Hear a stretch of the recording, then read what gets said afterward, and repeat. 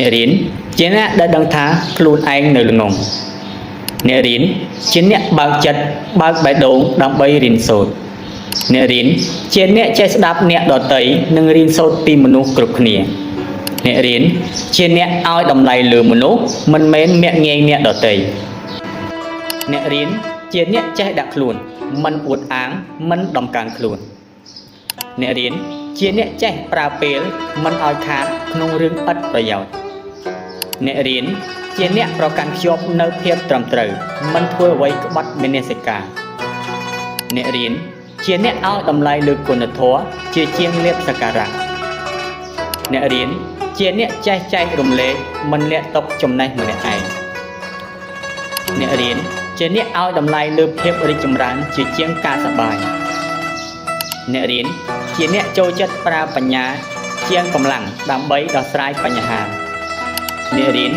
ជាអ្នកដែលធ្វើខ្លួនឲ្យមានប្រយោជន៍សម្រាប់គ្រួសារនិងសង្គមជាតិអានសៀវភៅ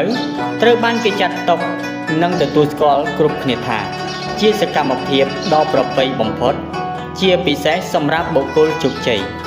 សូម្បីប្រធានាធិបតីដ៏ល្បីល្បាញក្នុងសម័យសង្គ្រាមលោកលើកទី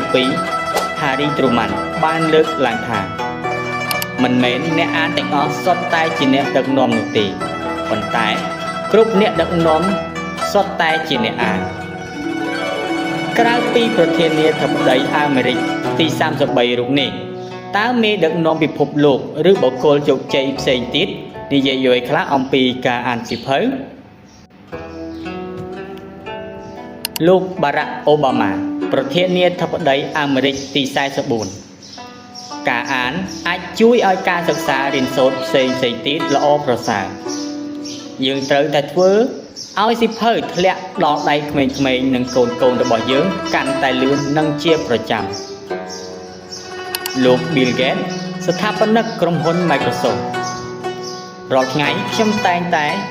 ធ្វើដំណើរទៅកន្លែងគួរឲ្យចាប់អារម្មណ៍ជាច្រើននិងបានជួបជាមួយនឹងអ្នកវិទ្យាសាស្ត្រពូកែលើពីនេះខ្ញុំក៏ត្រូវចំណាយពេលមើលការបង្រៀនតាមប្រព័ន្ធអ៊ីនធឺណិតប៉ុន្តែការអាននៅតែជាវិធីល្អបំផុតដើម្បីឲ្យខ្ញុំអាចរៀនសូត្រអ្វីថ្មីៗនិងសាកល្បងការយល់ដឹងរបស់ខ្ញុំលោក Mark Zuckerberg ស្ថាបនិកក្រុមហ៊ុន Facebook សៀវភៅអាចអនុញ្ញាតឲ្យអ្នកស្វែងរកប្រធានបទមួយយ៉ាងពេញលេញ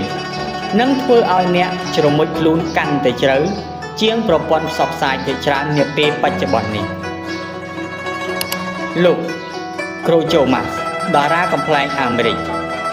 ខ្ញុំសង្កេតឃើញថាការមើលទូរទស្សន៍អាចទទួលបានការអប់រំយ៉ាងច្រើនដូចនេះគ្រប់ពេលដែលមានគេបើកមើលទូរទស្សន៍ខ្ញុំតែងតែដើរទៅបន្ទប់ផ្សេងទៀតហើយអានសៀវភៅលោក Joseph Brodsky កវីនិពន្ធអាមេរិករុស្ស៊ីមានកំហុសឆ្គងមួយដែលអាក្រក់បំផុតជាងការដុតសៀវភៅចោលទៅទៀតនោះគឺមិនបានអានវាលោក Jim Rohn អ្នកជំនួយនិងជាអ្នកនិពន្ធដ៏ល្បីល្បាញរបស់អាមេរិកមនុស្សជោគជ័យមានបណ្ណាល័យស្របពេលដែលអ្នកដទៃមានទូរទស្សន៍ដ៏ធំ